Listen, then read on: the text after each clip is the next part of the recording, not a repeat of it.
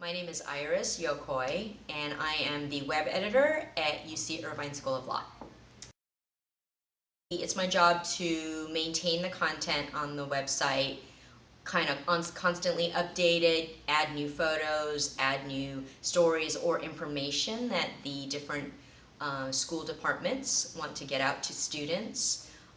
But also our website is for a larger audience, so that's why we try to do photos, press releases, news about what's going on so that other constituents like the students' parents and families, as well as our donors and supporters of the law school, can keep up on what's going on at UC Irvine School of Law.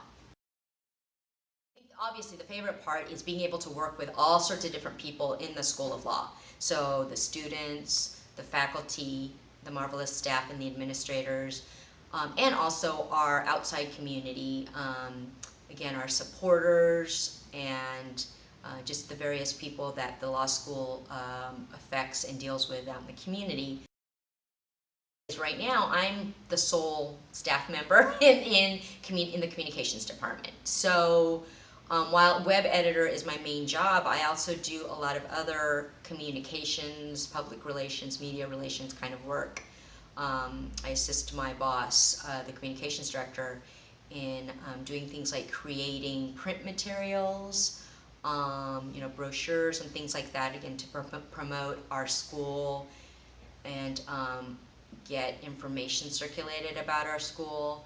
So it kind of goes beyond the web sometimes, and it can get get really busy with different kinds of projects.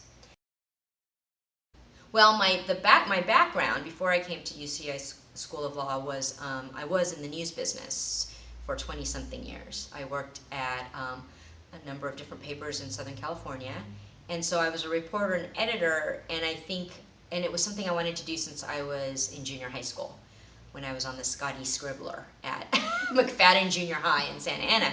So I think the reason why I wanted to do that even when I was younger is part of it is I like learning.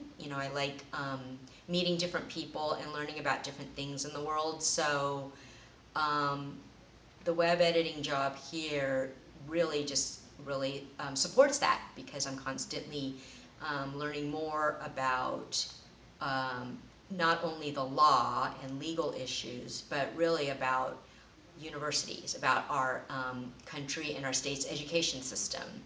And of course, there's the diversity of students and people I work with, so you learn more about different backgrounds and where people come from and what they do and what they're interested in. So yes, I think this job allows me to really fulfill what I enjoy or what I'm passionate about. I got a bachelor's degree at Pepperdine University in Malibu. I studied journalism. I majored in journalism there. They have a journalism program. And I was the editor of the campus newspaper when I was at school in my senior year. So I also did some internships at news organizations in LA. Specifically, I was majoring in newspaper print journalism, so more writing. But I did an internship at CBS, KCBS News in Hollywood, so that I could see how they covered the news in the TV broadcast world.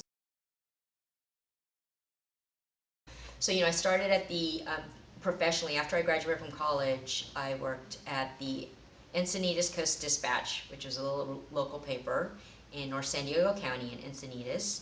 And then I came, after a couple years there and learning how to cover everything from the police department to city council meetings, I got a job up here in Costa Mesa at the Daily Pilot. And I was a reporter there for 2 or 3 years. And then after that, I moved on to the LA Times, where I actually worked more as a freelancer. And then after that, I came back to Orange County to be city editor. So my first job to kind of become more of a manager and to kind of direct other reporters, was when I came back to the Daily Pilot as a city editor. And then after a few years of that, I went to the Long Beach Press-Telegram, and then eventually landed at the Orange County Register, where I was for the last 11 years of my career. This was right after the riots of 1992 in LA. And the LA Times, the big newspaper, was criticized very strongly after the riots, that the LA Times as a newspaper was partly to blame for all the tensions and unrest that was going on in Los Angeles, because the LA Times was accused of not really covering all of these different communities, just covering issues and populations that were more, a certain socioeconomic level. And the newspaper, the LA Times, many neighborhoods, there's so many different neighborhoods in LA, and some of those neighborhoods never were represented in the newspaper. So they were criticized after the riots, during all the debate about how the riots occurred.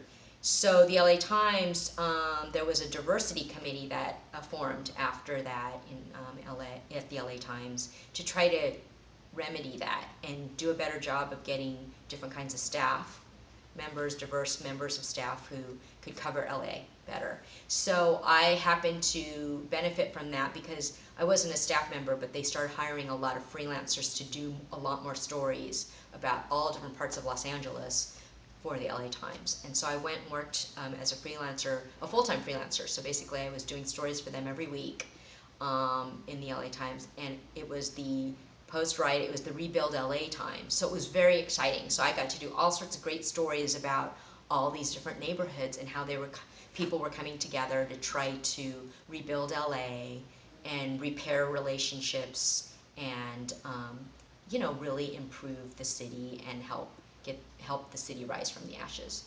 So that was a really exciting time to be a journalist.